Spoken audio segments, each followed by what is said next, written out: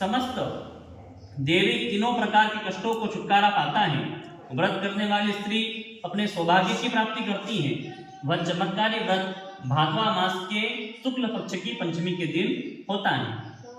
व्रत करने वाली स्त्री को चाहिए कि वह गंगा या उसके समान पवित्र नदी अथवा कुएं के जल में स्नान करे और नित्य कर्मों को करने के बाद में विधि के विधान के साथ पंचामृत बना करके श्रद्धा और भक्ति के साथ सप्त ऋषियों को उसमें स्नान करावे। फिर चंदन कपूर आदि गंध तथा पुष्प धूप दीप आदि से निवेदित करें। पहले भूमि को गोबर से लिप करके भगवान की स्थापना की जाती है। वहां पर अष्टदल कमल बनाकर अरुंधति सहित सप्त ऋषियों की स्थापना की जाती है।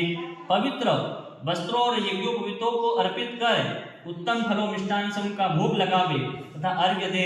अरुंधति सहित सप्त ऋषि तथा कश्यप, अत्रि, भारद्वाज, विश्वामित्र, गौतम, जमदग्नि, वशिष्ठ जी का ध्यान करके इस प्रकार प्रार्थना करें कि हे श्रेष्ठ ऋषियों, हे विश्वामित्र, हे भरद्वाज, हे कश्यप, हे गौतम, हे जमदग्नि, वशिष्ठ जी का ध्यान करके इस प्रकार प्रार्थना करें कि हे श्रेष्ठ ऋषियों, आप सभी मेरी पूजा को स्वीकार करें तथा मुझे कृतार्थ करें। आप मेरे द्वारा निवेदित किए हुए अर्घ्य को, भोग आदि को स्वीकार करें। जो स्त्री ब्रह्मचर्य धारण करती हुई इस व्रत को करेगी वह उत्तम वांछित फल को प्राप्त करेगी, इसमें संदेह नहीं है। इस व्रत का फल समस्त तीर्थों के दर्शन और संसार के समस्त दानों में भी उत्तम माना गया है।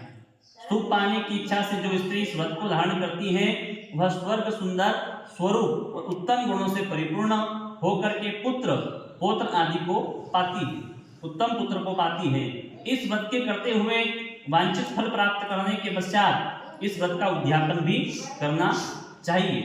चतुर्थी के दिन एक बार भोजन करके पंचमी के दिन व्रत आरंभ करें। स्नान करके गोबर से लिपकर उस स्थान पर सर्वतोभद्र चक्र बनाकर मंडल बनाकर पहले कलश की स्थापना की जाती है। समस्त पूजन सामग्री एकत्रित करके कपड़े पर अष्टदल कमल बनाकर सप्त ऋषियों की स्थापना की जाती है।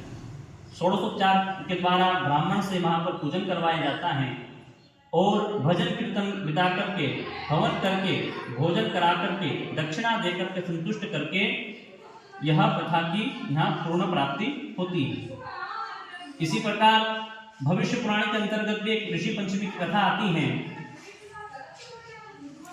भगवान श्री कृष्ण ने राजा युधिष्ठिर से प्रश्न किया कि हे देव, मैंने आपके श्रीमुख से अनेक व्रतों के रहस्यों के बारे में सुना। अब आप कृपा करके उस पंचमी का व्रत सुनाएं जिसे